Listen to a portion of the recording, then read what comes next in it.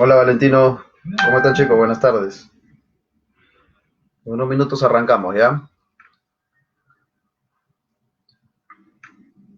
Vamos a hablar también un poquito de neoliberalismo, pero ya acuérdate que sí lo hemos tocado hace unas semanas atrás. El régimen económico, de acuerdo al enfoque constitucional previsto en nuestra legislación, es economía social de mercado, ¿ya? Esos vamos a hablar, vamos a tocar bastante tema teórico, ¿ya? De derecho constitucional básico, no lo voy a hacer muy bien suave, ¿ya? He intentado hacer la clase al momento de estar preparándolo para que no se me pierdan mucho y no se mareen, ¿ya? Muy buenas tardes con todos. En unos momentos ya iniciamos, ¿ya chicos?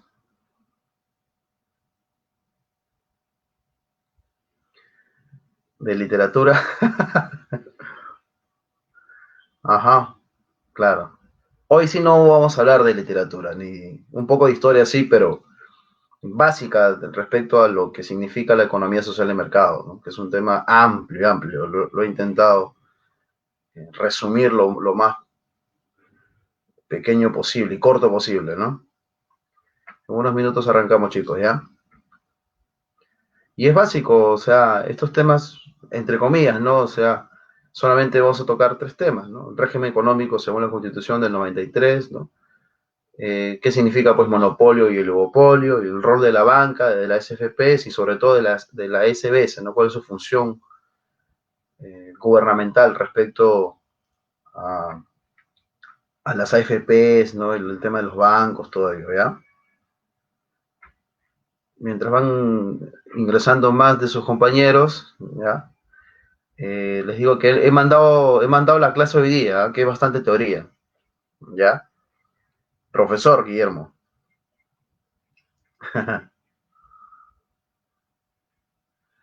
Ajá, algo así, Fernando. Eh, He mandado el material de lectura y he mandado, perdón, las clases, las diapositivas, y un material de lectura que es muy bueno, ¿ya? Que también lo he resumido en estas diapositivas. ¿Ya, muchachos? Unos minutitos arrancamos la clase. Acá está.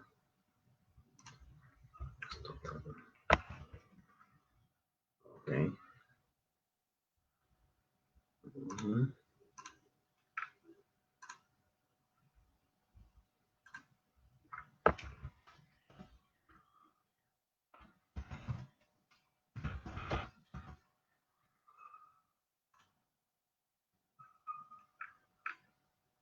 Así es. En un par de minutos arrancamos, ¿ya? Para terminar temprano también. ¿Cómo han estado, chicos? ¿Qué tal su semana? ¿Mm? Ya no ha sido tan agitada, ¿no? Políticamente.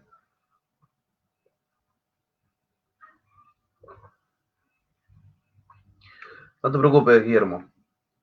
Pucha, sí, estos días ha sido bastante fuerte para mí el tema laboral, el tema del trabajo. Mañana estoy viajando también tempranísimo de madrugada. Ni bien se acaba el toque de queda, estoy saliendo de viaje también mañana. Al norte chico a trabajar, ya tengo una reunión. El trabajo nunca duerme. Si uno no trabaja, no prospera, ¿no? Esa es la verdad, muchachos. Ya, a ver, arrancamos. Arrancamos, ¿ya, muchachos? Ahora sí. Muy bien. Bien, chicos, muy buenas tardes con todos. Un gusto volverlos a ver, tenerlos aquí en la semana 16. Ya estamos terminando ya el sílabus. En esta semana, pues, nos vamos a dedicar respecto al régimen económico, según la Constitución Política del Perú de 1993. Vamos a hablar también de lo que significa monopolio y oligopolio, el rol de la banca, FPs y organismos financieros también, ¿ya? Me imagino que este tema básicamente lo habrán tocado con su profesor de contabilidad, con mi querido amigo y compañero Hans Zavala, ¿no? Él domina también estos temas, el tema sobre todo económico, el tema contable, básico, ¿no? El tema de oligopolio, ¿no? De monopolio, el dumping. El compañero Hans Zabala, mi gran amigo, le mando un fuerte saludo, un fuerte abrazo, y viene de aquí, ¿ah? Después de mi clase siempre él toca el tema, ¿ya? Margarita, siempre yo envío los materiales, envío las diapositivas y he enviado siempre una lectura, siempre acompaño una lectura. No puedo yo enviarlo por este medio, no sé por qué, con comentario, este, pero yo sí lo he enviado, ya al responsable de la escuela, ¿ya? Ok, muchachos, vamos a continuar, ¿ya?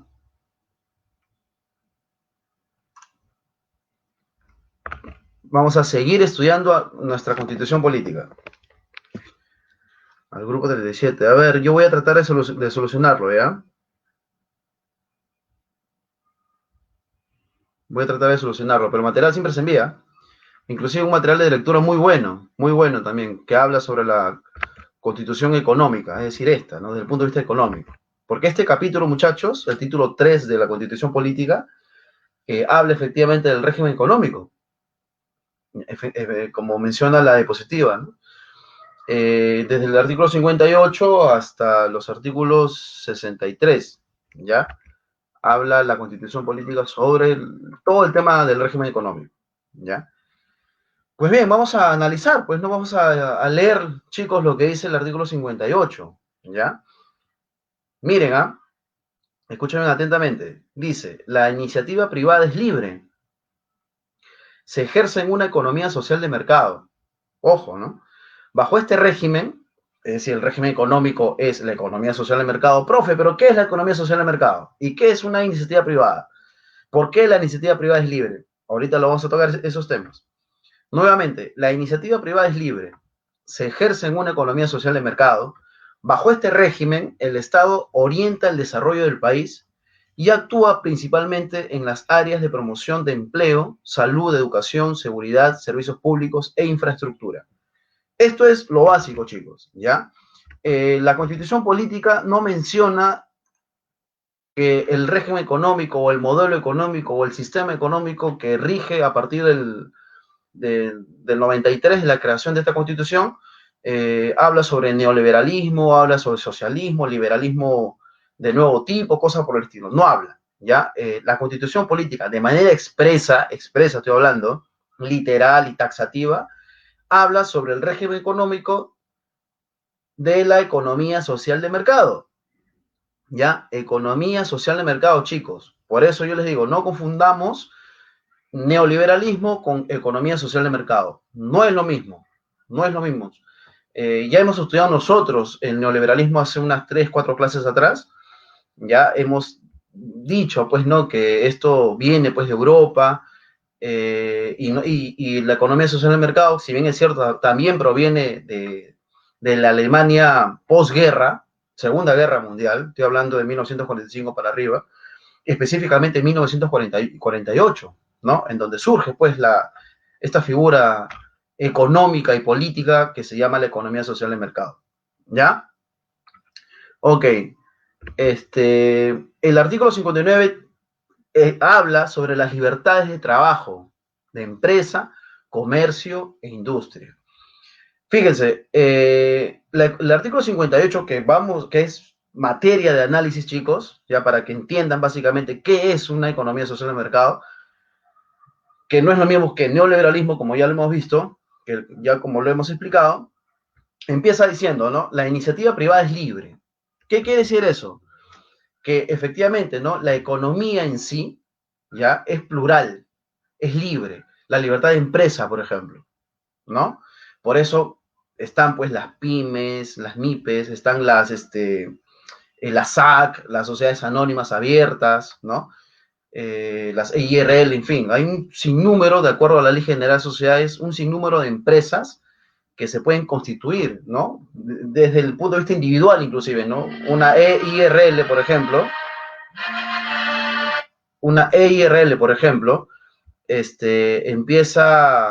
bueno, se crea con una persona, ¿no? Empresa individual de responsabilidad limitada. O sea, yo solito puedo crear una EIRL e emitir facturas, tener mi propio RUC, ¿no es cierto? Puedo yo generar una empresa, por ejemplo, como una RUS, ¿no? Que es una empresa natural, que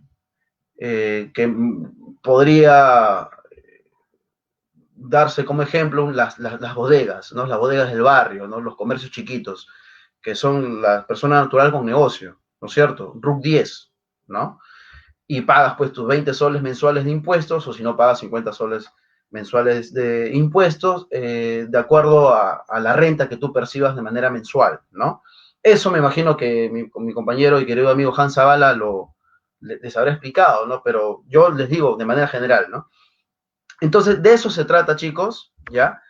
Que la iniciativa privada es libre, ¿no? Se ejerce en una economía social de mercado. Ok, vamos a analizar, chicos, qué cosa es una economía social de mercado, ¿ok? Para que me entiendan mejor. Una pregunta, ¿no? Como dice la diapositiva. ¿Cuál fue el modelo económico consagrado en la Constitución de 1993? Para responder, pues, a esta pregunta, se debe recurrir, pues, al artículo 58, ¿no? Que ya justamente lo hemos leído, ¿no? Que la iniciativa privada es libre y se ejerce en una economía social de mercado. Muy bien.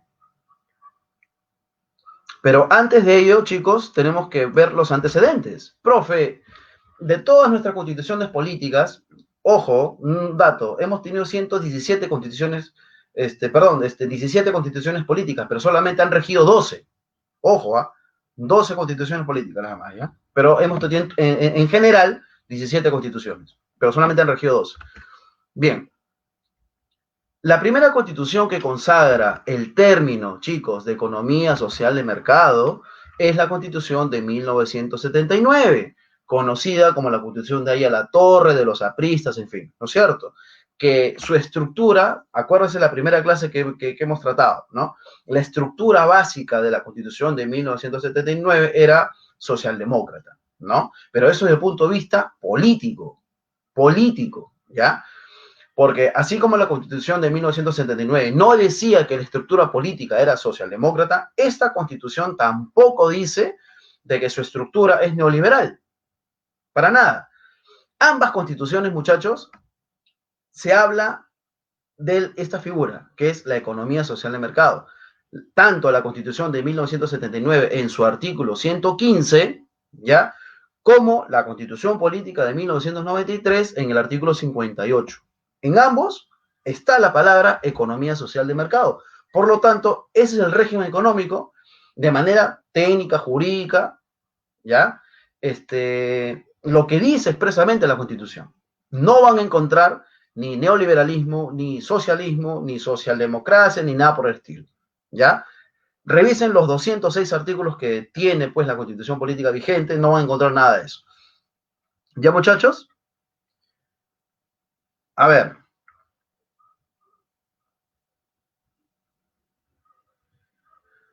Claro, efectivamente, ¿no? Fernando José Ramírez, el 5 de abril del 92 fue un golpe de Estado, ¿ya? Fue fue el autogolpe de Estado de Alberto Fujimori con Vladimiro Montesinos. Acuérdense que se disolvió el Congreso de la República, se instaló una dictadura formal, ¿ya? Porque se cerró el Tribunal de Garantías Constitucionales, hoy Tribunal Constitucional.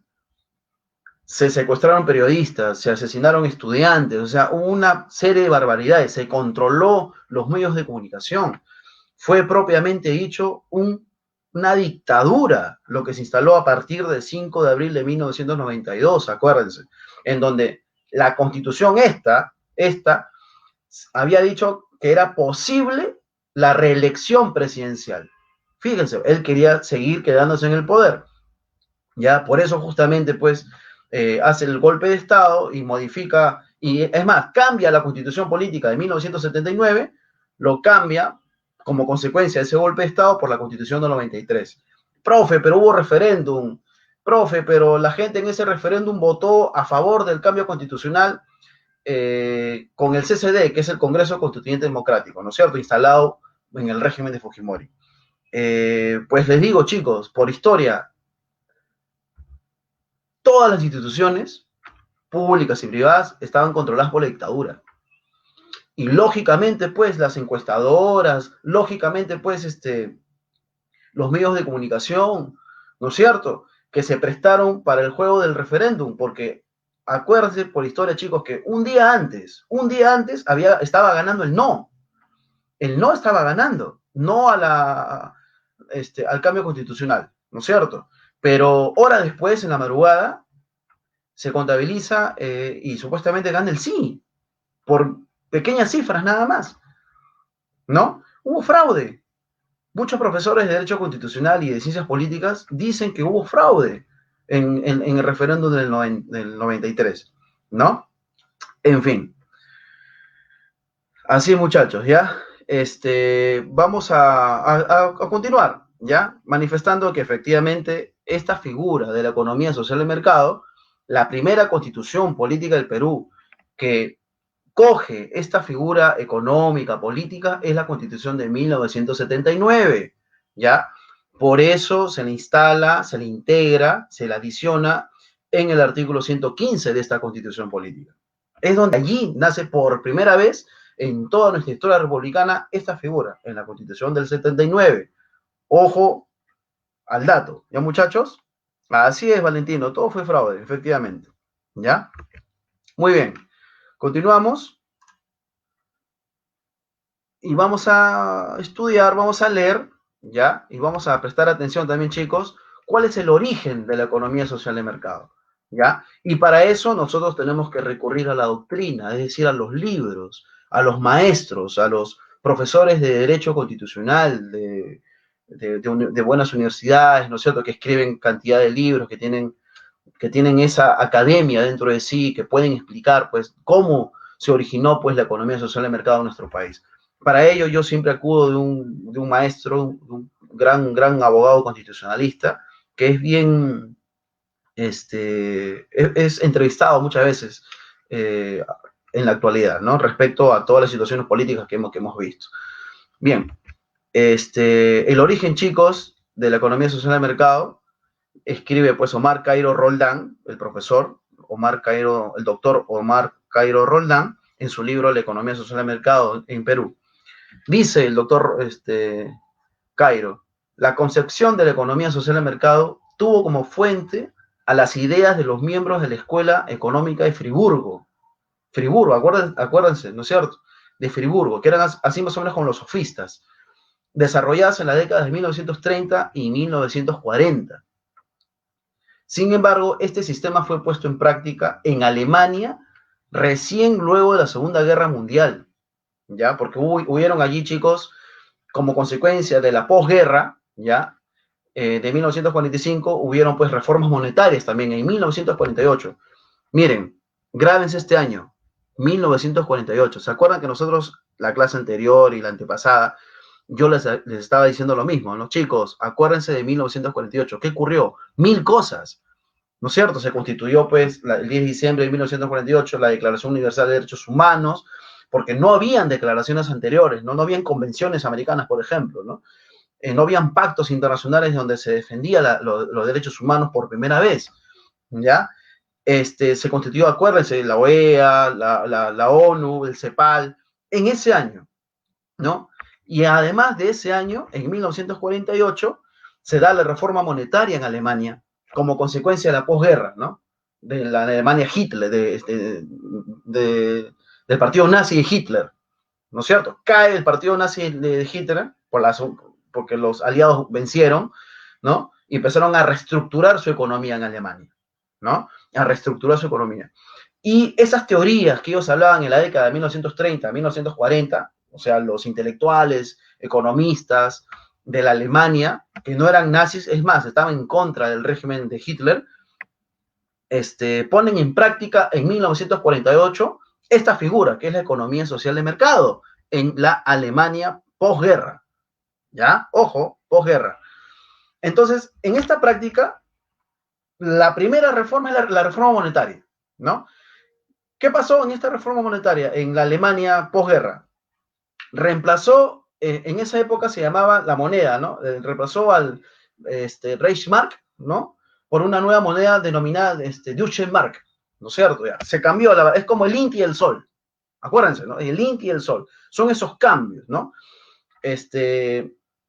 Y hubieron, pues, un director de la nueva administración económica en 1948 en la Alemania, posguerra de Hitler, para las zonas de ocupación occidentales. ¿Se acuerdan que Alemania se partió?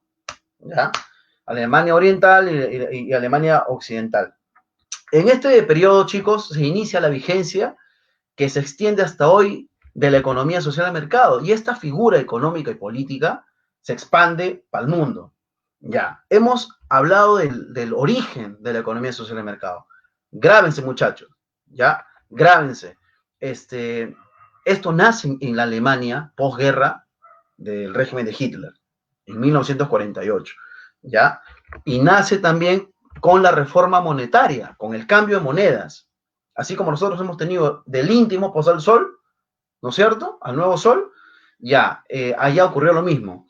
Se instala esta teoría económica que es la economía social de mercado y que dentro de su estructura, que ahorita vamos a hablar de la economía social de mercado, es la globalización, que ya las economías ya no deben ser autárquicas, como decían los economistas, no, sino, o sea, cerradas. Las economías no deben ser cerradas. Un país no debe estar solito, debe de globalizarse, debe de abrir sus puertas a las exportaciones, a las importaciones, a todo lo que conocemos actualmente. Antes no había. Eran las economías autárquicas, ¿ya? Las cerradas, las economías cerradas, las que no negociaban con otros países, ¿no? Como lo que tenemos ahora en la globalización, ¿ya? Entonces, de eso se trata básicamente la economía social de mercado. Ni capitalismo, ni socialismo, ¿ya? Tenemos que hacer una economía mixta, más o menos. Una especie de socialdemocracia, ¿no? Del liberalismo económico, en fin, ¿ya? Ahorita lo vamos a tocar. ¿Ya, muchachos? Ese es el origen, ¿ah? No se olviden, ¿ya? Que por eso yo les digo, no es lo mismo economía social de mercado que neoliberalismo, ¿ya? Así es. Concepto de economía social de mercado, muchachos. Profe, ¿qué es la economía social de mercado? Acá está. Y yo lo he sacado pues de un libro, de una obra muy buena de un profesor de derecho ecuatoriano, ¿ya? Que es Juan Rivadeneira Frisch, ¿ya? Un profesor de Ecuador, que él fue uno de los primeros tratadistas de esta figura, ¿no? Que es la economía social de mercado. Tratadistas de América Latina, ¿ya? Que es el ecuatoriano. Voy a empezar primero por el ecuatoriano, ¿ya?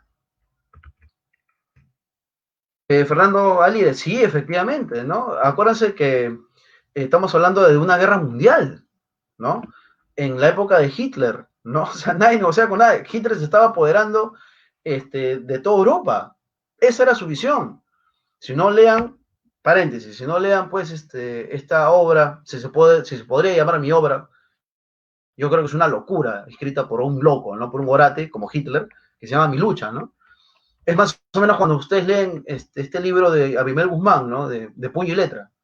Se los digo, lean para que entiendan y para que usted, el que va a estudiar psiquiatría o psicología, para que diagnostique bien, ¿no? Esta enfermedad, pues, ¿no? Que a las matanzas, por ejemplo, de Lucanamarca, que el Sendero Luminoso asesinó a más de 60 campesinos en Lucanamarca, a pedradas, las llamó mesnadas, las mesnadas de Lucanamarca, ¿no es cierto?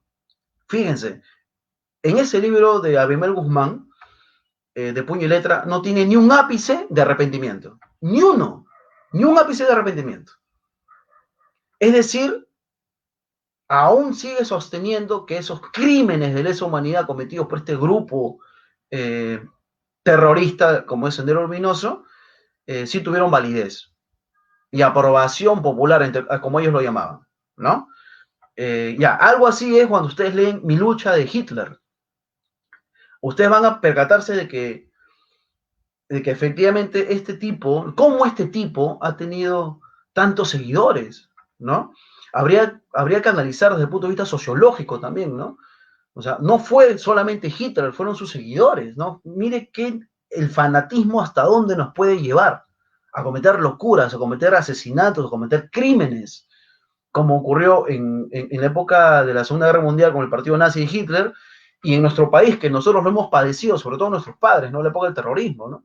Con Sendero Luminoso, que a los crímenes, a las poblaciones que fueron asesinadas terriblemente por este grupo subversivo, las llamaba mesnadas, el caballero, el señor Abimel Guzmán, ¿no es cierto? Yo creo, yo opino, y soy los que sostienen que Abimel Guzmán debe cumplir su pena, de podrirse en prisión, así como Alberto Fujimori, así como Vladimiro Montesinos, que también cometieron crímenes de lesa humanidad, ¿no es cierto? Entonces, chicos, hay que conocer un poquito la historia para también saber, entender las circunstancias que han ocurrido en nuestro país y sobre todo en Europa, ¿no? Porque este tema, el que estamos tocando es un tema de la historia europea, ¿no? De la posguerra. Así se llama, de puño y letra, el libro de este chico, ¿no? Continuamos, chicos. Entonces, vamos a ver el concepto de economía social de mercado. Según el doctor Juan Rivadeneira Frisch, ¿no? En su libro escrito en 2009 en Ecuador, ¿no? Economía social de mercado se llama el libro. Dice, ¿no? La economía social de mercado se constituye en un sistema, el cual se edifica sobre la base de la iniciativa de los individuos en libertad, que se desarrolla en un ambiente de libre competencia, con regulación, procurando por la seguridad social y enfocando hacia el progreso de la sociedad. Eso es el concepto, chicos, de economía social de mercado, según el profesor Rivadeneira. Pero acá tenemos más, ¿ya? En Perú, por ejemplo, ¿ya? Los profesores de Derecho Constitucional, Baldo Cresalja y César Ochoa, sobre economía social de mercado, sostienen lo siguiente: la economía social de mercado se diferencia tanto del sistema capitalista como del sistema socialista. Busca lograr una síntesis entre la economía de mercado y la seguridad social. Un equilibrio, ¿no? Pretende buscar un equilibrio entre la economía de mercado y la seguridad social. Esa es la economía social de mercado, tratar de combinar, ¿no es cierto?, estas dos estructuras políticas, tanto el capitalismo como el socialismo. Síntesis en la cual las fuerzas del mercado, la mano invisible, por ejemplo, la que hablábamos hace semanas, crean bases del progreso social, y la seguridad social posibilita y garantiza la funcionalidad y la persistencia del mercado. En eso consiste, de acuerdo al enfoque de estos dos profesores de Derecho Constitucional, la economía social de mercado. Una síntesis, un balance, una dialéctica, ¿no es cierto? Una combinación, una mistura, ¿no es cierto?, de lo que pretende el modelo capitalista con lo que pretende y sostiene y argumenta el modelo de las economías socialistas, ¿no es cierto? Bien, muchachos, vamos a continuar con los teóricos, ¿ya? En Perú, el ex magistrado, es decir, el ex miembro del Tribunal Constitucional, ¿ya?, Ernesto Álvarez Miranda, afirmó lo siguiente, ¿no? El núcleo de la economía social de mercado, miren esto, chicos, ¿eh?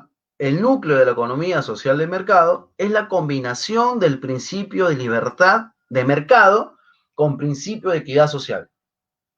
Ojo, ¿no? Hay que combinar, ¿no? Principio de libertad de mercado, ya.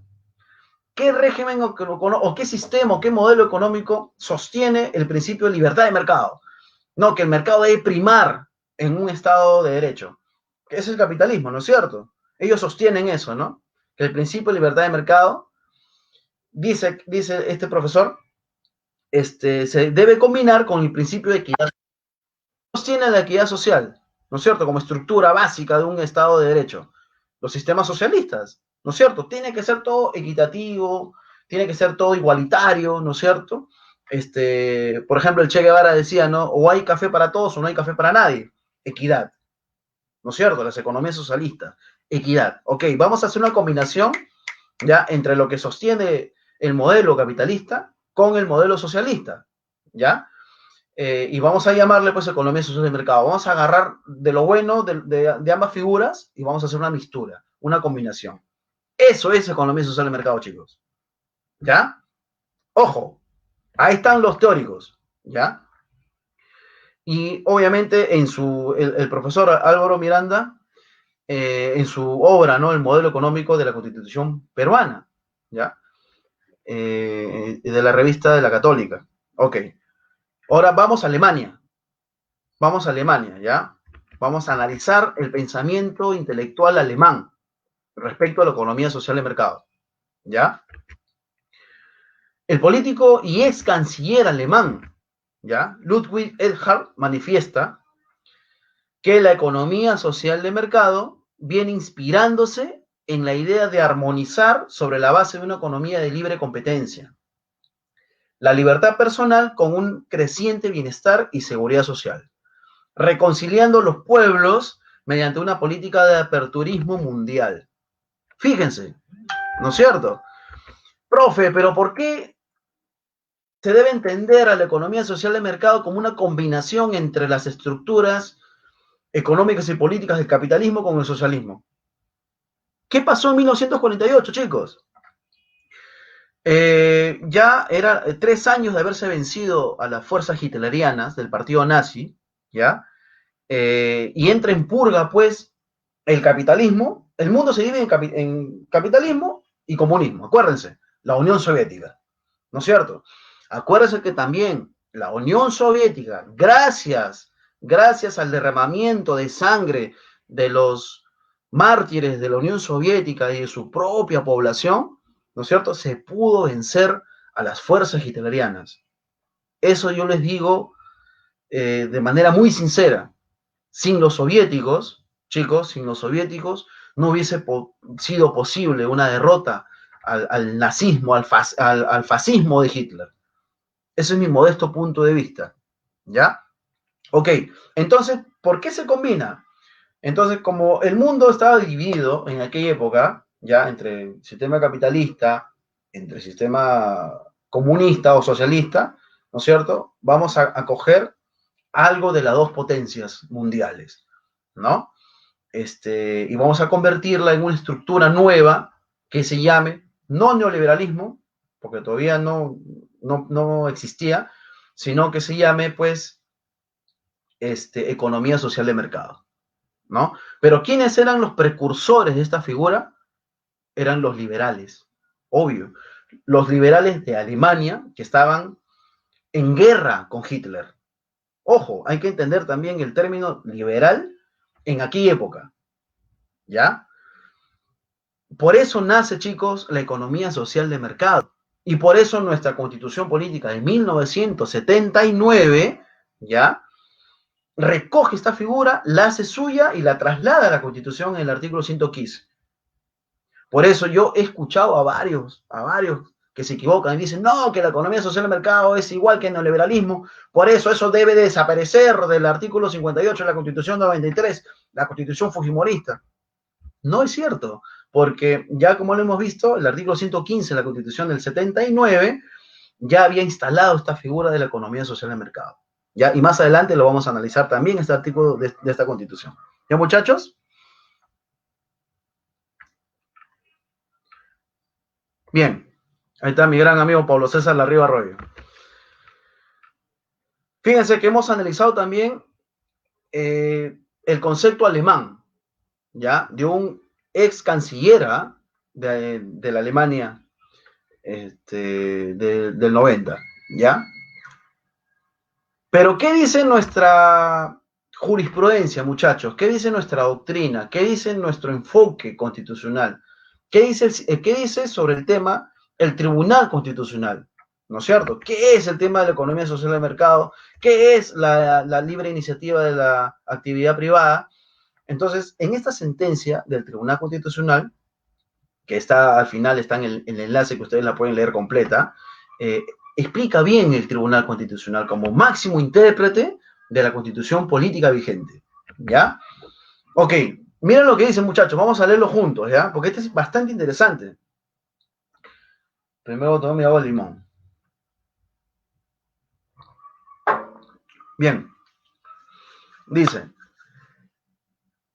el derecho a la libre iniciativa privada, prescrito en el artículo 58 de la Constitución, y que se encuentra directamente conectado con lo establecido en el inciso 17 del artículo 2 del mismo texto, el cual consagra el derecho fundamental de toda persona a participar, ya sea en forma individual o asociada, en la vida económica de la nación.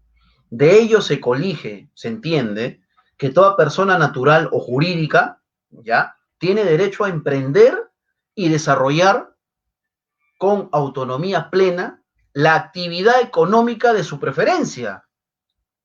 Ojo, ¿no? Otra vez, toda persona natural o jurídica tiene derecho a emprender y desarrollar con autonomía plena la actividad económica de su preferencia, afectando o destinando bienes de cualquier tipo a la producción y al intercambio económico con la finalidad de obtener un beneficio o ganancia material, es decir, renta, ¿no? La iniciativa privada puede desplegarse libremente en tanto no colisione los intereses generales de la comunidad, los cuales se encuentran resguardados por una pluralidad de normas adscritas al ordenamiento jurídico, vale decir, por la Constitución, los tratados internacionales y las leyes sobre la materia. En consecuencia, chicos, para el Tribunal Constitucional, ¿no es cierto?, se determina que toda persona natural o jurídica tiene derecho a emprender y desarrollar la actividad económica de su preferencia, es decir, tiene derecho a poner cualquier tipo de negocio, cualquier tipo de comercio, obviamente comercios y negocios que estén dentro de los cánones de la legalidad. Tampoco pues se puede poner a vender pues celulares robados en las calles, o bicicletas robadas, o autopartes de vehículos robados, no pues, ¿no? Uno está hablando de negocios y de comercio que esté dentro de los cánones de la legalidad, ¿ya? Obviamente que sean lícitos, no ilegales, ¿ya? Por eso el Tribunal Constitucional desarrolla esta figura, ¿ya?, respecto a la iniciativa, a la libre iniciativa privada, ¿no? Que es la síntesis, pues, ¿no?, o que es el espíritu de la economía social de mercado. Profe, ¿cuál es el espíritu de la economía social de mercado? La libre iniciativa privada, ¿ya? ¿Y eso qué es, profe? Que toda persona natural o jurídica tiene derecho a, tiene derecho a la actividad económica de su preferencia. Es decir, tiene derecho a poner su negocio, ¿no?, a importar, exportar, ¿no es cierto? Lo que ocurre actualmente, ¿ya? Profe, pero bajo su lógica, entonces todos estamos bien. No, nadie ha dicho eso. Yo estoy analizando lo que dice la Constitución y lo que significa la economía social del mercado. Que está mal manejada, por supuesto. Que está mal administrada y controlada por el gobierno, por supuesto. ¿No es cierto? Pues eso ya es un tema aparte, ¿ya? Esta es una clase de lo que dice la Constitución, de lo que significa la economía social del mercado, ¿ya? Y nosotros damos nuestro punto de vista político, ¿no?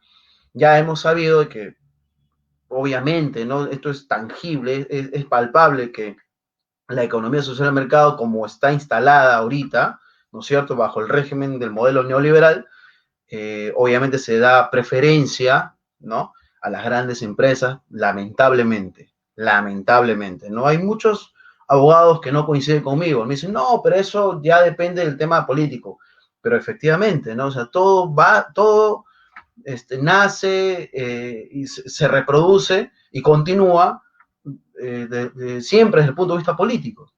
¿Por qué? Porque no hay voluntad política, pues. Por ejemplo, ¿no?, el proyecto de Reactiva Perú.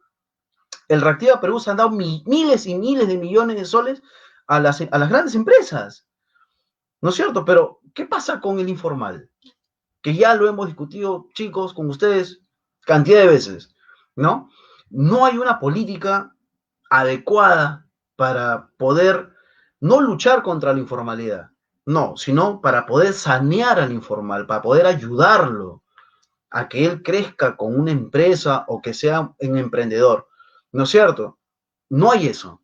Lo que hay persecución, ya lo hemos hablado, ¿no, chicos? Hace clases atrás, ¿ya? Cuando hemos tocado el tema del neoliberalismo, ¿ya?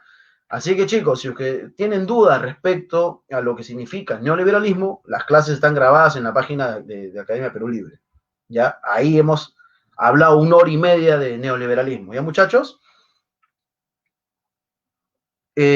Claro, Fernando Jalire, o sea, siempre, en teoría, vendría con la economía formal, pero la economía formal tenemos un menos de 30% en nuestro país. Entonces, desde el punto de vista político, ¿cuál debe ser mi principal objetivo como gobierno, ¿no? Como administrador del Estado, de los recursos del Estado? Mi principal proyecto, ¿no es cierto?, debería ser apoyar al informal, a darle trabajo o si no, ayudarle a que su empresa surja, ¿no? Se constituya. Porque acuérdense que el 70% de la economía de nuestro país es informal. Ellos no les interesa, pero ojo, ojo,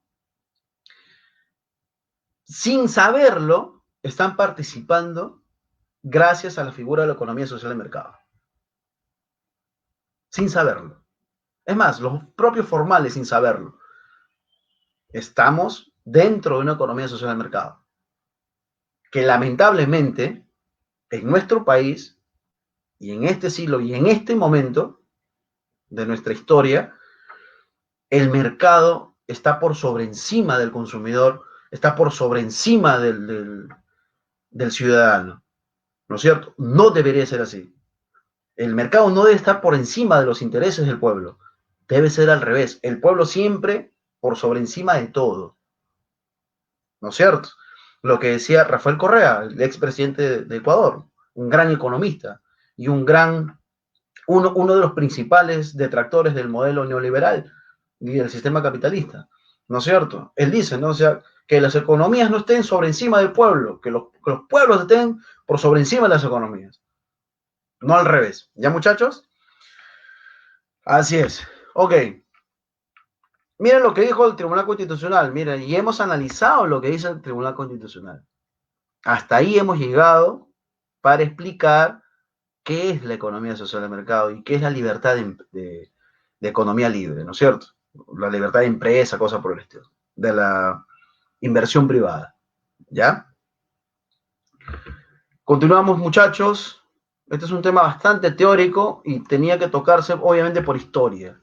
¿Ya? Porque nace obviamente pues de Europa, ¿ya? Seguimos, muchachos.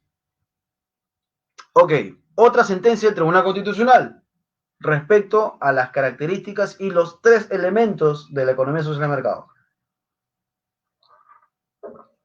Esto es lo que se hubiese querido en la aplicación de la economía social de mercado. Tres elementos. A, bienestar social. ¿No es cierto? Lo que debe traducirse en empleos productivos, por ejemplo, ¿no? Trabajo digno y reparto justo del ingreso. ¿Eso hay en nuestra actualidad? No lo hay. Pero bueno, esa es la teoría. Pues la teoría, como dicen, que obviamente, ¿no? El papel aguanta todo.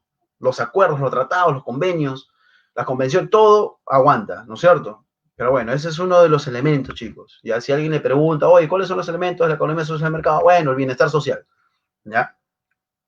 Dos, mercado libre, lo que supone, por un lado, el respeto a la propiedad privada, ¿no es cierto? A la iniciativa privada y a una libre competencia regida por la oferta y la demanda en el mercado, ¿no? Y por otro, el combate a los oligopolios y monopolios, ¿no es cierto? En una economía social de mercado no se permite, pues, el monopolio y el oligopolio, ¿no es cierto? Más adelante lo vamos a explicar. Profe, pero en la práctica en nuestro país se ve monopolio, se ve oligopolio. En la pandemia lo hemos visto, chicos, ¿no es cierto? Un producto es escaso, por ejemplo, el oxígeno. Ya. Si este producto es escaso, hay diversas empresas que sí lo tienen, pero se ponen de acuerdo y especulan con el precio. Ejemplo, las clínicas, ¿no es cierto? A pesar de que su producto no era escaso, porque era los médicos tenían que trabajar nada más, ¿no es cierto?, a curar a nuestros enfermos, los médicos de las clínicas. ¿Qué hicieron? Se pusieron de acuerdo. Todas las empresas de clínica, las clínicas son empresas privadas, se pusieron de acuerdo y empezaron a cobrar 300, 400, 500, 600, 1000 soles por un tratamiento contra el COVID, ¿no es cierto? Y se pusieron de acuerdo todos, ¿no? No es una sola empresa, es una diversidad de empresas, porque como hay mayor demanda, el precio crece, ¿no es cierto? Y el producto es el mismo, el producto no es escaso, porque no vienen escaseado las medicinas. ¿Mm? Otro elemento, el último, C, de acuerdo a esta sentencia, un Estado subsidiario y solidario, de manera tal que las acciones estatales directas aparezcan como auxiliares, complementarias y temporales. Profe, ¿qué es un Estado subsidiario? Que te da plata. El agricultor necesita semillas, necesita riego tecnificado. Viene el Estado, un Estado normal como Estados Unidos, por ejemplo, ¿no? Que al año subsidia al campesino con más de 300.000 millones de dólares al año, los Estados Unidos. Subsidia, da plata. En nuestro país, ¿ocurre eso o no? No ocurre, pues. No hay un plan nacional agrario serio. No lo hay. No lo hay. Por eso el campesino sigue vendiendo sus productos a precio barato. Es más, ¿por qué creen que nuestros agricultores, paperos, hicieron antes de la pandemia una serie de huelgas indefinidas, ¿no es cierto? De marchas pacíficas, porque nuestro Estado estaba importando papas de Canadá y de Holanda. Increíble. Nosotros, nuestro país, que tiene más de 2.500 especies de papa o tipos de papa, ¿ya? Nos damos el gusto, ¿ya? De importar papas de otro país, no atendiendo a nuestros campesinos paperos, no atendiendo que nosotros tenemos una diversidad enorme de clases o tipos de papas, ¿ya? Ese es el rol subsidiario, el Estado no se preocupa, y es la verdad, muchachos, es la verdad. Lamentablemente, el Estado no se está preocupando. Vizcarra lo que quiere es irse, ya terminar su mandato e irse a su casa con su pensión vitalicia de expresidente y estar tranquilo, ¿no? Pero ¿cómo quedamos nosotros? ¿Cómo quedamos los que menos tienen, nuestros campesinos agricultores? ¿Cómo quedan ellos? Una vez más, olvidados, ¿no es cierto? Una vez más, ni siquiera la economía social del mercado ha llegado a ellos jamás. Es lamentable, pero es cierto, ¿ya? Es una realidad. Ok, hemos hablado de los elementos, chicos, según una sentencia del Tribunal Constitucional, que es la economía social del mercado, ¿ya? Seguimos con el Tribunal Constitucional respecto a la libertad de empresa. Profe, ¿qué es la libertad de empresa? Muy bien. Acá está. Acá está un extracto de una sentencia del Tribunal Constitucional respecto a la libertad de empresa, consagrada en el artículo 59. Dice, ¿no? Se define como la facultad de poder elegir la organización y efectuar el desarrollo de una unidad de producción de bienes o prestación de servicios para satisfacer la demanda de los consumidores o usuarios. Tiene como marco una actuación económica autodeterminativa, lo que implica que el modelo económico social de mercado será el fundamento de su actuación y simultáneamente le impondrá límites a su accionar. En consecuencia, dicha libertad debe ser ejercida con sujeción a la ley, siendo sus limitaciones básicas aquellas que derivan de la seguridad, la higiene, la moralidad o la preservación del medio ambiente. Y su ejercicio deberá respetar los diversos derechos de carácter socioeconómico que la Constitución reconoce. ¿No es cierto? En consecuencia, chicos, en conclusión, la libertad de empresa es la que yo les expliqué hace un ratito. ¿No es cierto? Que yo tengo la capacidad jurídica suficiente de trabajar y de ejercer proyectos empresariales para obtener ganancias, ¿no es cierto? Allí viene el tema de la propiedad privada, viene el tema de la libertad empresarial, de la economía social de mercado, ¿no es cierto? Ok. Eso es, por ejemplo, a ver, usted abre su bodega o tiene su empresa o su puesto pues en las Malvinas y desarrollan algún tipo de comercio y generan renta, con tal que ustedes paguen sus impuestos.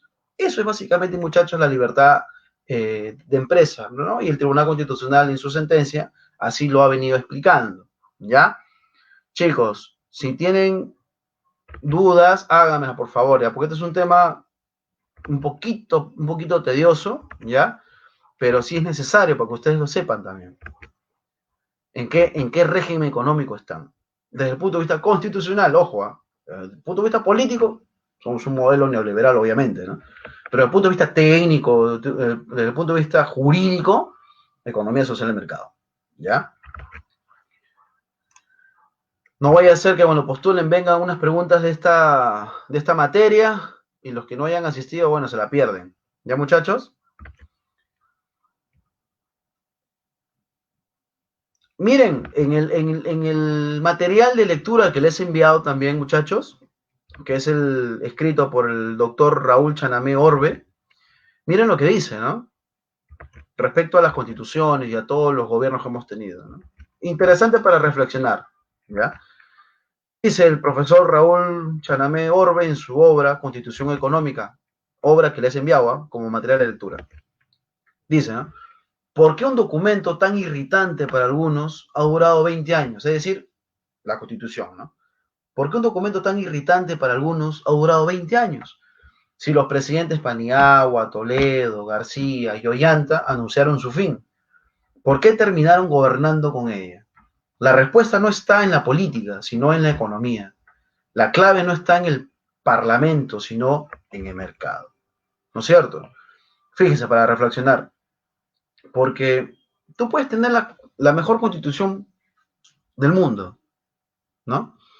Acuérdense que Estados Unidos solamente desde 1776 ha tenido una sola constitución política, hasta ahorita, ¿no? Solamente han hecho reformas nada más, ¿no? Como que nosotros hemos hecho también en la constitución del 93. Pero la solución está en cambiar la constitución.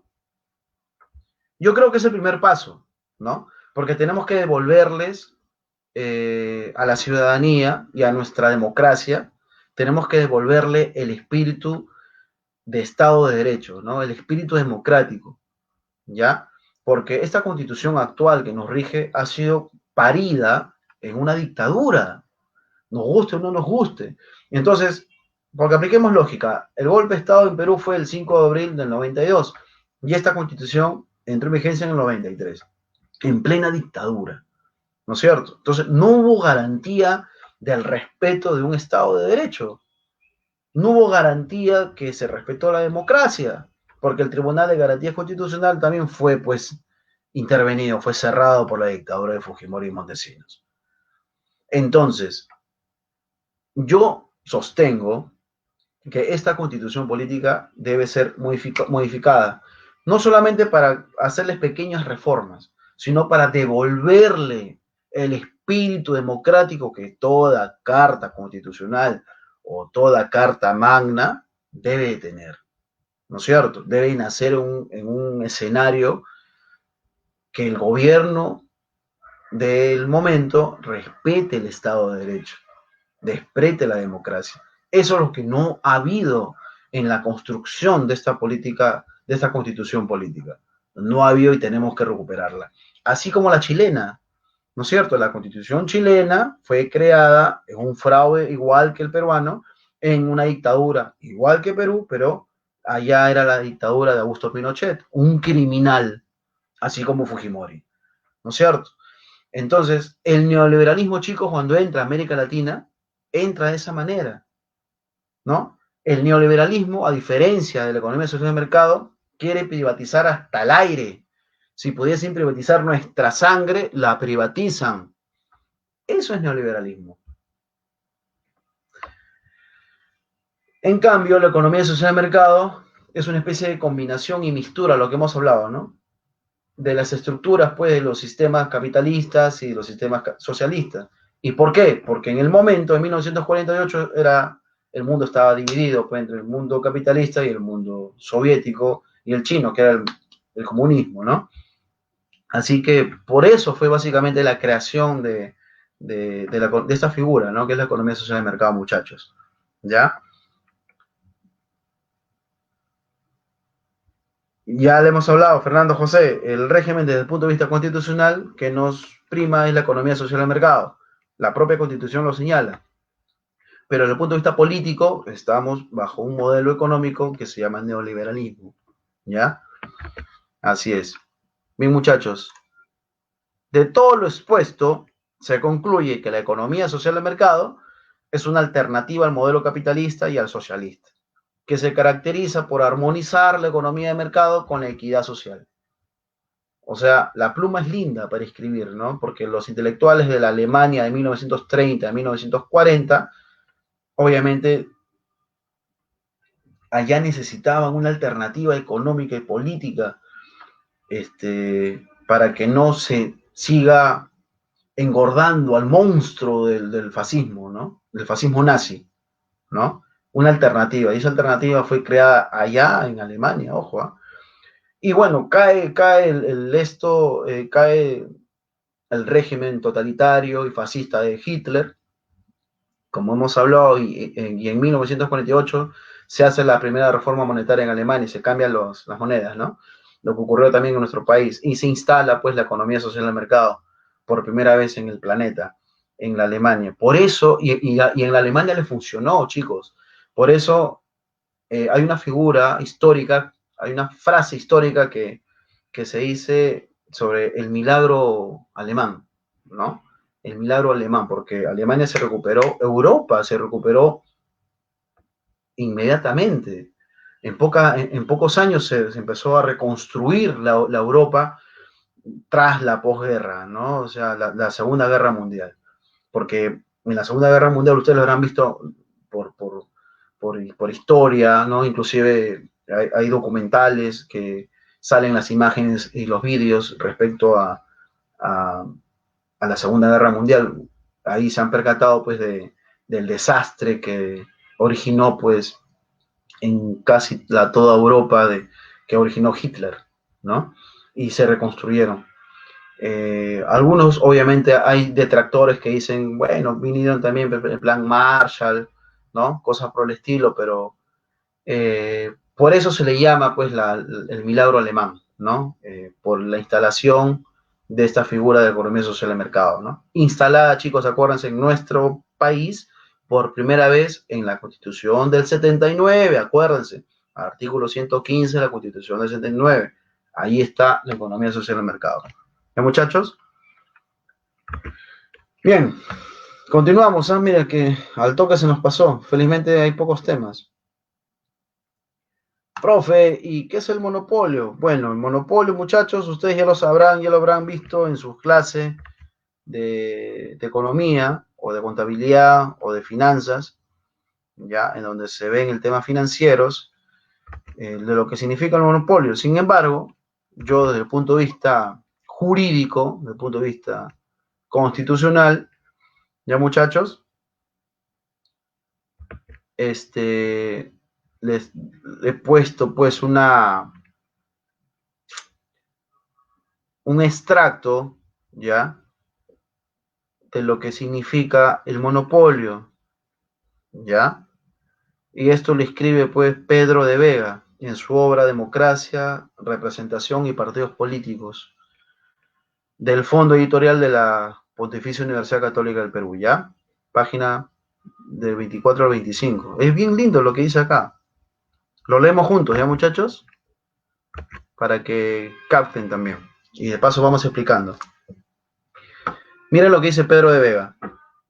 El proceso de mundialización del mercado y de cosmopolitización de la vida social y política se ha visto acompañado por la aparición de los grandes monopolios de la comunicación y la información, capaces no solo de crear las llamadas culturas del uniformismo, sino de generar una opinión pública también uniforme, manipulada e impuesta, y que nada tiene que ver con la opinión libre y racional con la que soñara el primer liberalismo.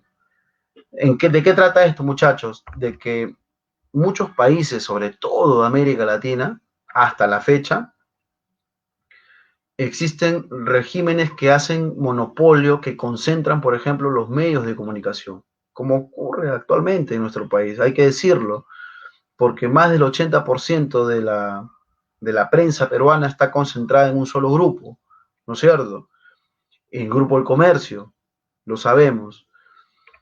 Pero los detractores, es más, hay abogados que también dicen que no, ahí no hay monopolio, ahí hay crecimiento empresarial porque el artículo 58 de la Constitución me lo permite, ¿no es cierto? Existe economía social de mercado, ¿no?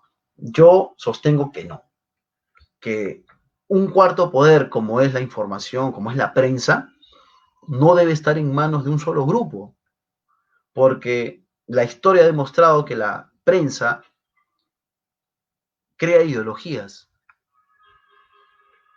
¿En qué sentido? En que te dirige los votos inclusive.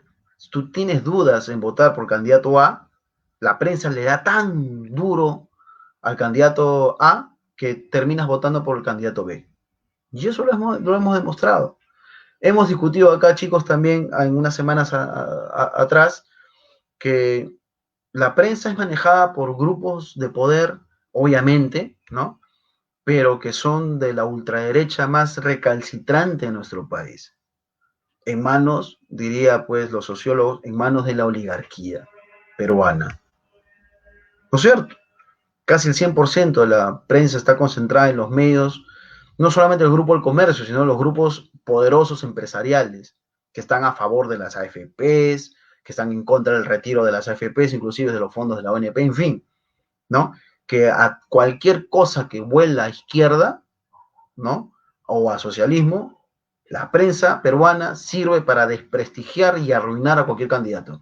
Acuérdense de la época de Ollantumala, ¿ya? Que él no siendo ni de izquierda, él no siendo socialista, solamente por haberse reunido pues con Hugo Chávez, ¿no?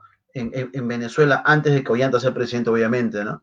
Por haber dicho de que se necesita cambiar la constitución política del Perú, por haber juramentado por la constitución del 79, acuérdense, cuando Ollanta Humala por primera vez jura, ¿ya? Como presidente de la República, lo hace por los espíritus de la constitución del 79 y no por la del 93. Pero al final gobierna con la ultraderecha y termina como un cadáver político por haber traicionado a su partido político, a su programa, ¿no es cierto? A sus pensamientos, inclusive a su propia ideología. Es decir, un hombre que traiciona sus principios es un cadáver en vida, es un cadáver andante, ¿no es cierto? Es un cadáver político. Ya Ollanta Humala, sinceramente, ya está debajo, ¿no? O sea, no es ni político ahorita. Lamentable, ¿no?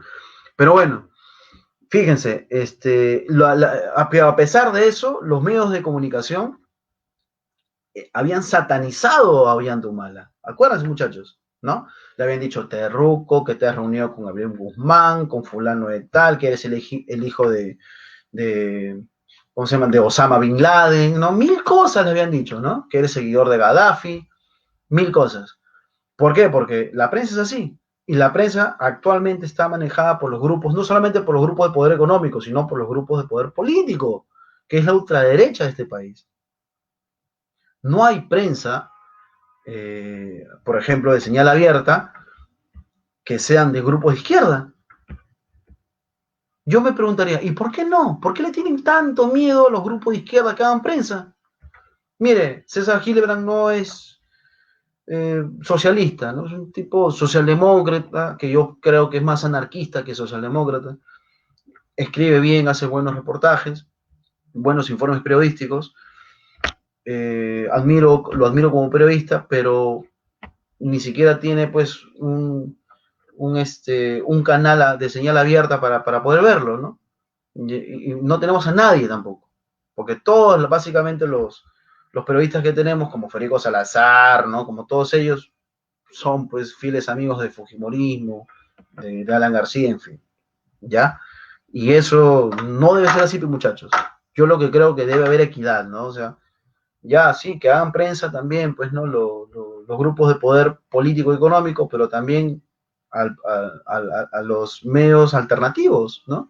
Que son jóvenes, pues, que tienen de repente tendencias de izquierda, que es normal, porque la propia constitución política dice, ¿no?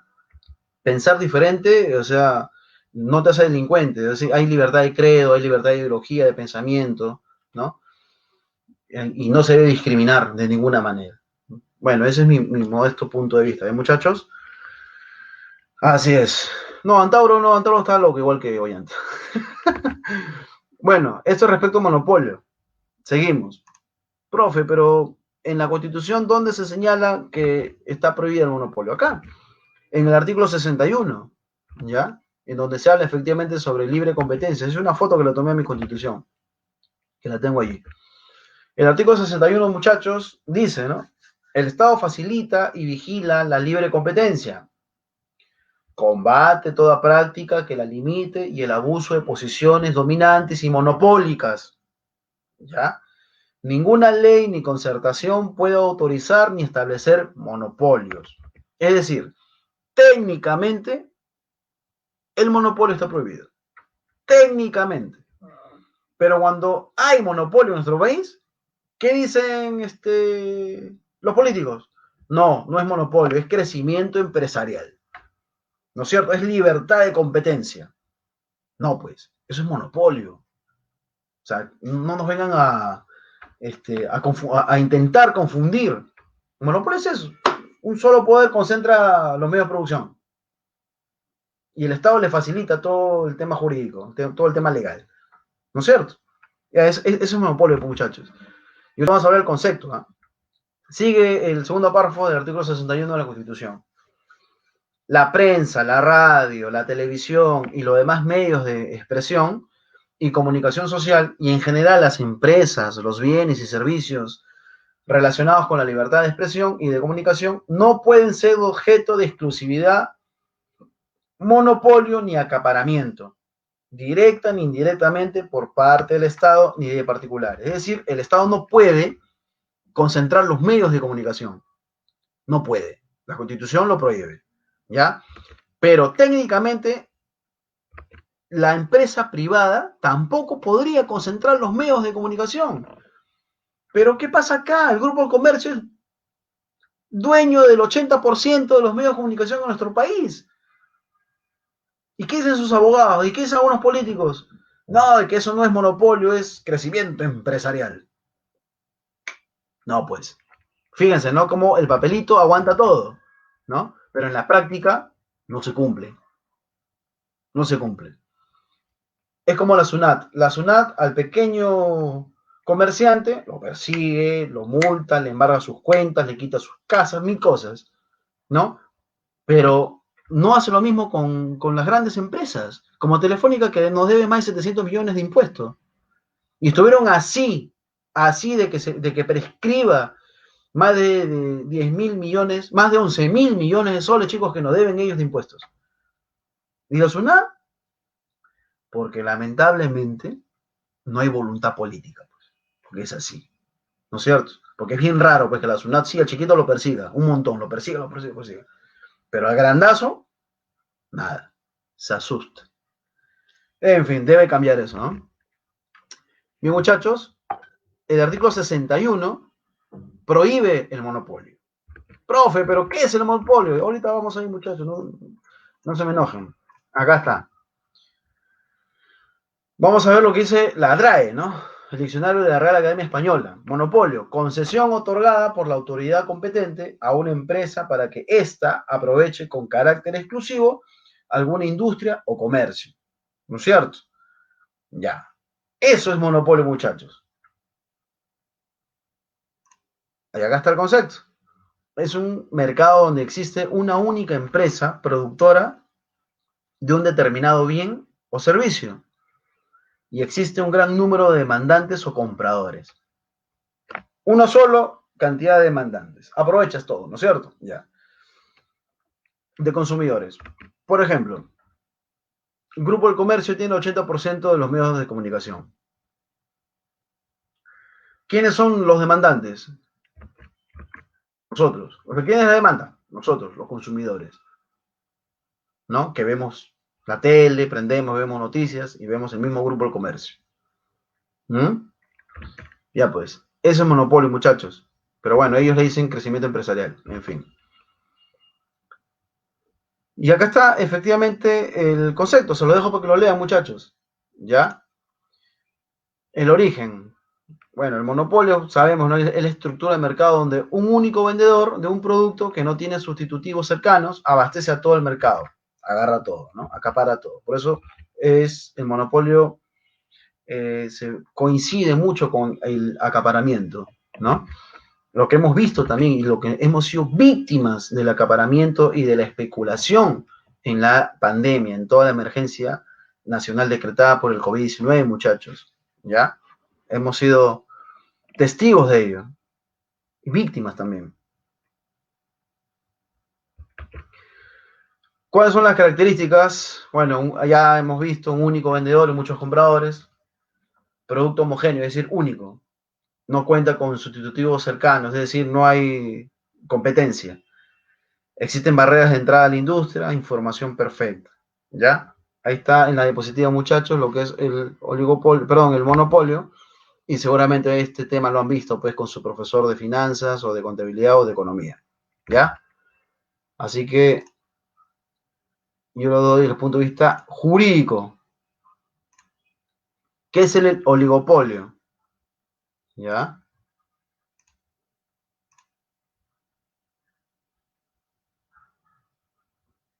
No menciona nuestra constitución lo que es el oligopolio, ¿ya? Pero, profe, ¿qué es el oligopolio? Acá está en la imagen, ¿no? Es un mercado en el que solo hay unos pocos vendedores, cada uno de los cuales ofrecen un producto similar a los demás, ¿ya? Entonces, el oligopolio es la competencia entre unos cuantos. Bajo esta estructura se generan comportamientos estratégicos entre las firmas, empresas oferentes. ¿Y quién siempre es el perjudicado? El consumidor, ¿no es cierto? Porque el consumidor va a pagar el precio estipulado por estas empresas que se han juntado, por ejemplo, como el oxígeno o como la medicina, porque las farmacias también han hecho su agosto en la pandemia.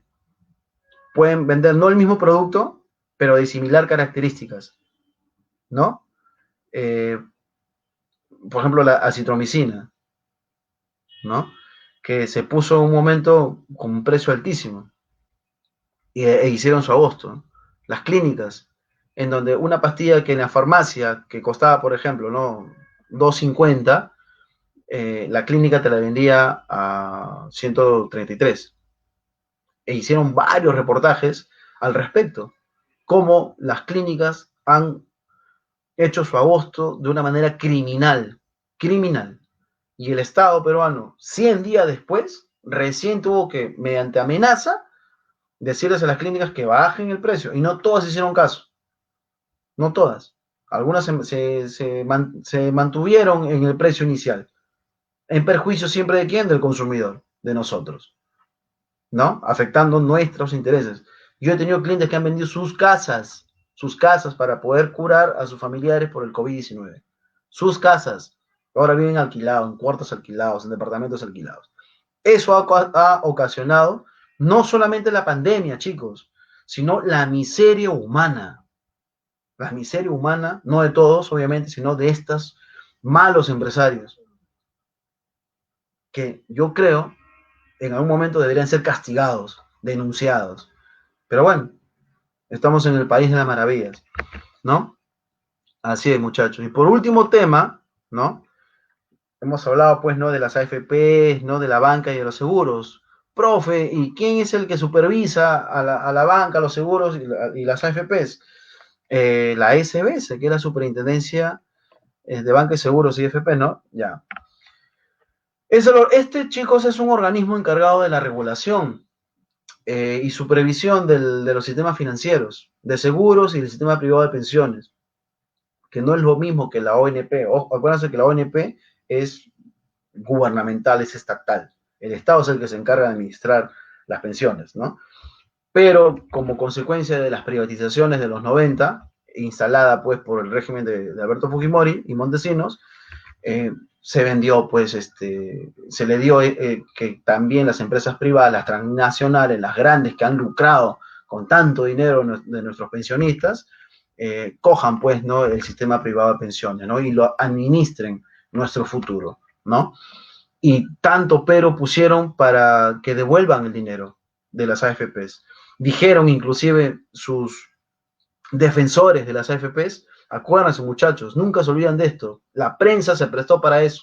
La prensa le dio tribuna a la Asociación de AFPs del Perú, a la presidenta, que decía, si sacan el dinero se va a destruir la economía peruana, ya no va a haber pan al día siguiente, todo va a ser malo y va a ser un infierno al día siguiente, así que no lo hagan, piensen en el futuro del país.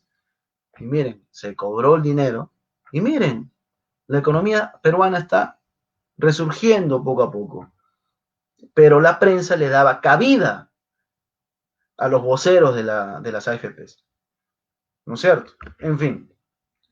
Entonces, la SBS regula esta situación, ¿ya? Regula el sistema financiero, el sistema de seguros y el sistema privado de pensiones, como son las AFPs. Previene y detecta el lavado de activos y financiamiento del terrorismo también, la SBS. Su objetivo primordial, chicos, es preservar los intereses de los depositantes, ¿no? De los asegurados y de los afiliados al sistema privado de pensiones, ¿no? La SBS, efectivamente, como su propia ley y reglamento lo determina, es una institución de derecho público, es autónoma, ¿no? En sus funciones, está reconocida por la propia Constitución Política del Perú, ¿no? Sus objetivos básicamente son, pues, están establecidas en su propia ley, que es la Ley General del Sistema Financiero y el Sistema de Seguros, ¿no? Y la ley orgánica de la SBS, ¿no? IFP, que es la ley 2672. ¿Ya, muchachos? Eso es básicamente lo que determina la SBS respecto a la banca, a los seguros y a la AFP, que es el sistema privado de pensiones. ¿Ya? Hoy día, muchachos, bueno, ya se terminó porque fueron esos temas. Nosotros hemos tocado lo que significa la economía social de mercado, ¿ya? Que está previsto en el artículo 58 de la Constitución Política del Perú, ¿ya? Acuérdense que esta figura económica, esta figura política ha sido creada desde la Alemania, ¿ya? La Alemania, inclusive la Alemania nazi, porque acuérdense que fue en 1930, 1940, fue en esas décadas en los intelectuales de la Alemania, eh, antes, ¿no? Inclusive de Hitler, estaban, pues, ¿no? ¿no? Estaban creando esta figura, y es a partir de 1948 que se crea mediante la reforma monetaria, que es el cambio de la moneda, como lo que nosotros hemos tenido, ¿no? Acá de Alan García, el primer gobierno, ¿no? Cambio del INTI al sol, ¿ya? Del dólar MUC, por ejemplo, una crisis enorme que hemos tenido, una hiperinflación jamás vista en la historia republicana de nuestro país, como consecuencia del mal gobierno de Alan García Pérez. ¿Ya, muchachos?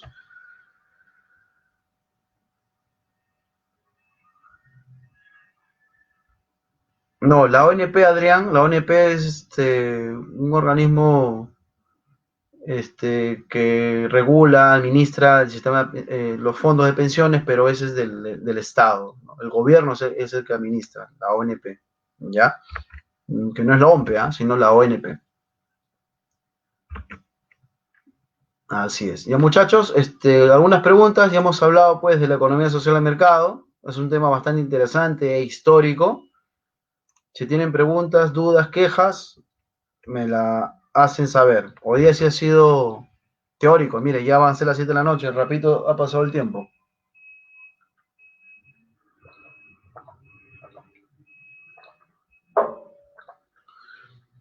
Chicos, otra cosa, lean el material que se les manda siempre, ¿ya?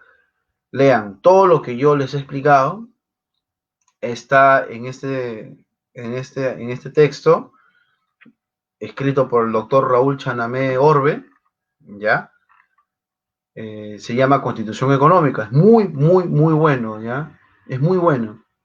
Desarrolla el tema de la Constitución Económica, su origen y su evolución en el derecho comparado, es decir, compara las legislaciones de América Latina, de otros países de América Latina, ¿ya?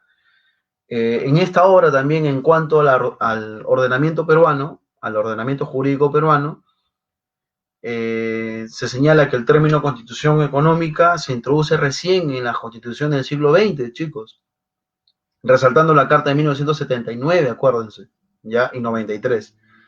Respecto a la constitución de 1993, o sea, a la vigente, a la última que tenemos, Se destaca el nuevo contexto económico en el que surge, y según Raúl Chanamé, ya, según en esta obra, exige del Estado un rol subsidiario, ¿no? Un rol subsidiario. Algo que no se cumple, efectivamente, ¿no? Porque ya hemos hablado que técnicamente, pues, el papel aguanta todo, pero al final no se cumple en la práctica, ¿no? Si bien es cierto, el Estado debería subsidiar ciertas circunstancias, ciertas situaciones, pero no lo hace, no lo hace. Miren a nuestros campesinos del campo, a nuestras comunidades indígenas, miren a la economía informal que tenemos, ¿no? El Estado no está luchando para que eso cambie, ¿no? Por ejemplo, en el gobierno municipal actual de George Forsyth, ¿no? Que pretende ser presidente de la República y está faltando a los lineamientos previstos en la ley electoral, porque ya está haciendo su campaña antes de tiempo. Porque ¿quién es el que establece los plazos para ya iniciar una campaña? Es el Jurado Nacional de Elecciones. Y el señor Forsyth ya está en campaña, ¿no? Ya está en campaña. Bueno, qué terrible sería que el señor entre como presidente de la República, porque lo que ha hecho en la victoria, botar los a patadas a los comerciantes informales, robarle las cosas a estos comerciantes informales, no es la solución, de ninguna manera. La historia ha demostrado que a la fuerza y con el uso y la violencia no se han solucionado las cosas. El terrorismo de Estado no puede luchar contra el terrorismo social, ejercido por un grupo subversivo como lo hemos tenido nosotros como Sendero Luminoso, ¿no? ¿Qué ha ocurrido con eso? Si tú el terror no se cura con terror, la violencia no termina con violencia. Y mira lo que ha ocurrido. En 20 años de conflicto armado interno, 70.000 asesinados, 20.000 desaparecidos hasta la fecha. Crímenes de lesa humanidad por ambos lados, ¿no? El informe final de la CBR, que es la Comisión de la Verdad y Reconciliación, ¿ya? Determinó de que el 47% de esos crímenes en manos del Estado peruano. Del Estado peruano. El 47%. Es decir, casi la mitad. Y el 53% en manos de los grupos subversivos, como Sendero Luminoso y el MRTA. ¿No? Entonces, eso que ha demostrado que estos 70.000 asesinados que hemos tenido, la mitad ha sido por el Estado peruano. No debemos repetir la historia, muchachos. ¿Ya? Así que yo lo que creo, estoy convencido de que robándole las cosas, golpeándolos, o con la bota policial, o con la bota militar, o con la bota del sereno municipal, no se va a solucionar los problemas de la informalidad. Necesitamos que el gobierno realmente se comprometa con nuestros comerciantes informales, que los ayude a formalizarse, o por lo menos que los ayude a darles trabajo, porque la gente sale a las calles no de loca, la gente sale a las calles para trabajar.